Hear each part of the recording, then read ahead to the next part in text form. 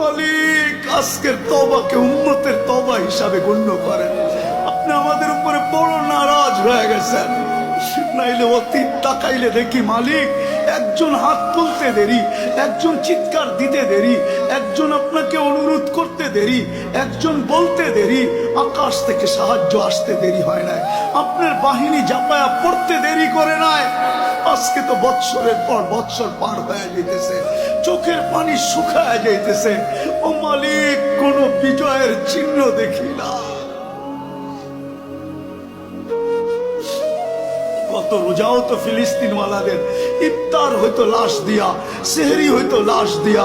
আল্লাহ এই রোজাও কি এরকমই হবে জানি না মালিক। এত নারাজ হয়ে গেলেন কেন মালিক? এত নারাজ হয়ে গেলেন কেন? বেশক আমরা শাস্তির যোগ্য, অস্বীকার করি না, কিন্তু আপনি শাস্তি দেন না। আপনার হাবিবের